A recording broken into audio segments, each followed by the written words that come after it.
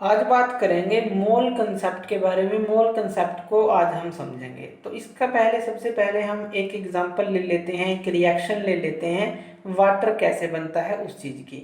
अब वाटर के अंदर देखिए क्या क्या आप यूज़ करते हैं। हाइड्रोजन और ऑक्सीजन मिलने से वाटर बनता है।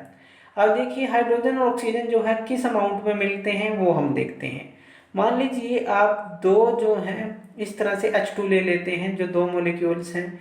इसी तरह से जो ऑक्सीजन है O2 वो ले लेते हैं। जब ये मिलते हैं तो यहाँ पे हमारे पास 2H2O बनता है। देखिए इसको दोबारा खोल के देख लेते हैं।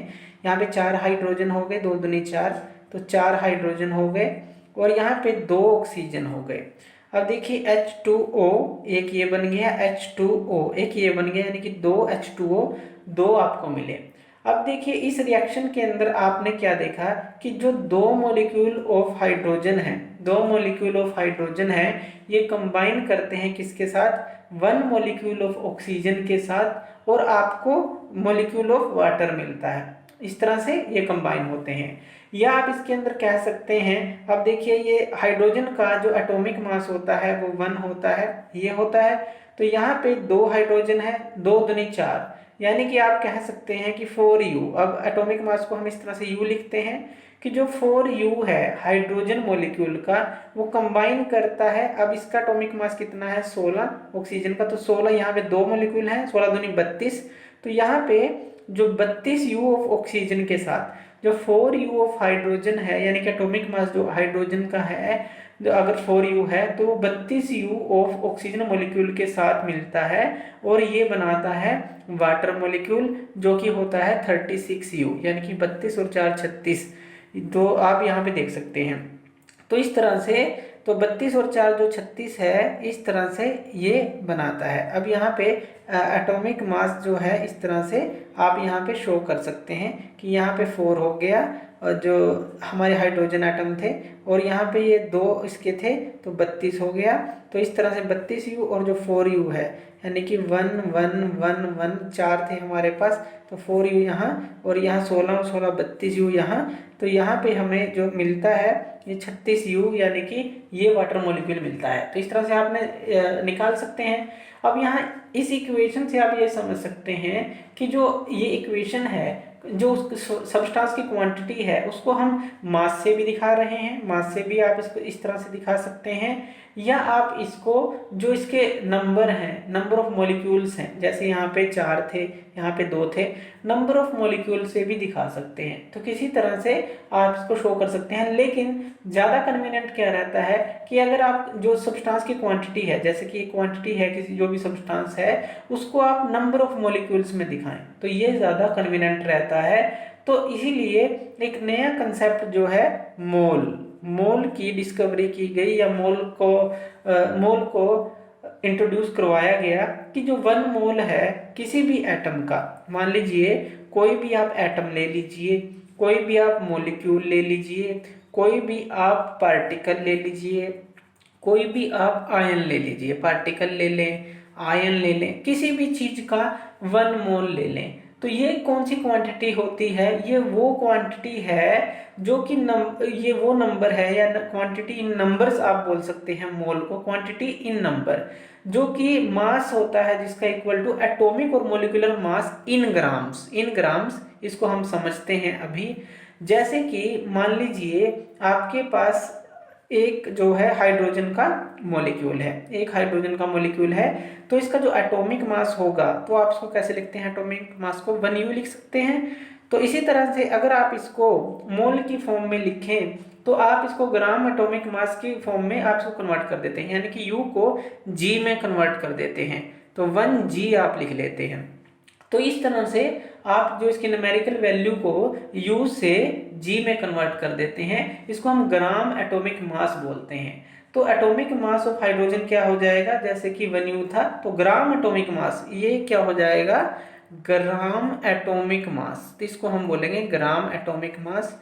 ये क्या था, एटॉमिक मास, तो ये एटॉमिक मास था जिससे हमने U में डिनोट किया था। जब G में कन्वर्ट कर देंगे इसको हम बोल देंगे ग्राम एटॉमिक मास। इस तरह से हम दिखा सकते हैं। तो मोल, तो 1 मोल जो है ये भी बताया गया कि ये जो एवोगैड्रो साइंटिस्ट थे उन्होंने बताया था कि जो 1 मोल है किसी भी सब्सटेंस का हो, किसी भी एटम मॉलिक्यूल पार्टिकल या किसी भी चीज़ का 1 मोल हो, तो इसकी जो वैल्यू है वो फिक्स की गई है। वो कितनी है? 6.022 इंटू 10⁻23। तो ये जो है 1 मोल की जो है वैल्यू फिक्स कर दी गई है।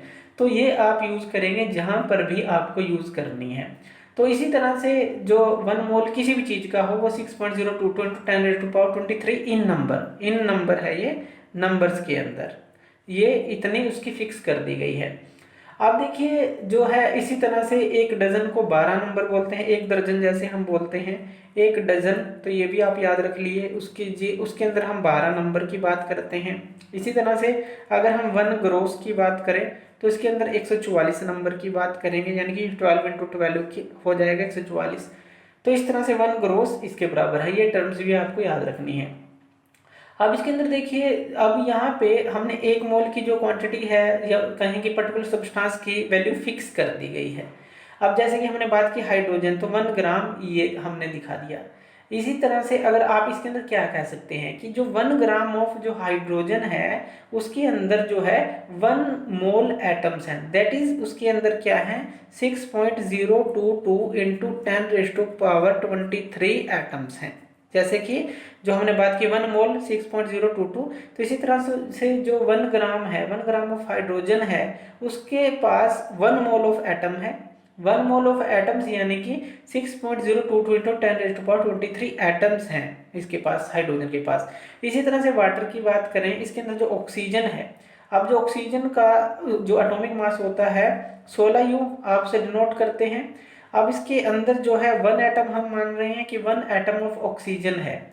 अब अगर आप इसको कर दें जी में कन्वर्ट, यू को जी में, तो 16 ग्राम ऑफ ऑक्सीजन जो है इसके पास क्या है 1 मोल एटम्स है, 1 मोल एटम्स। तो आपने क्या किया, यू को जी में कन्वर्ट कर दिया, यानी कि 16 ग्राम के पास एक 1 मोल एटम है, यानी कि 6.022 इंटू 10⁻23 एटम्स ऑफ ऑक्सीजन है, ऑक्सीजन इसके पास है।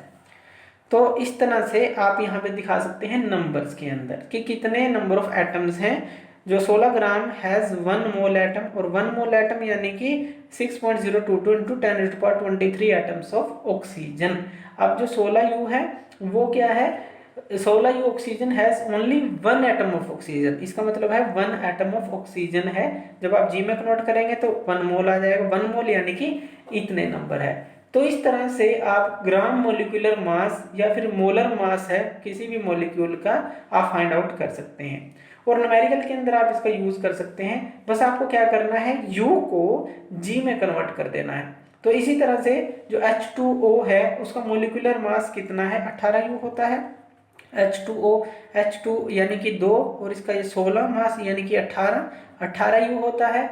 अगर हम यहाँ से देखें तो 18U को वाटर के पास जो है 1 मोलिक्यूल ऑफ वाटर है, ये 1 मोलिक्यूल ऑफ वाटर है, H2 1 मोलिक्यूल ऑफ वाटर है। इसी तरह से अगर आप U को G में कन्वर्ट कर दें यानी कि 18 ग्राम वाटर, इसको आप क्या बोलेंगे, 18 ग्राम वाटर हैज़ क्या होगा 1 मोल मोलिक्यूल। तो इसके पास क्या है 1 मोल मोलिक्यूल है। अब जो ये 1 मोल है, 1 मोल मोलिक्यूल ऑफ वाटर का क्या मतलब है 6.022 इंटू 10⁻23 मोलिक्यूल्स ऑफ वाटर है हमारे पास, मोलिक्यूल्स ऑफ वाटर हैं हमारे पास।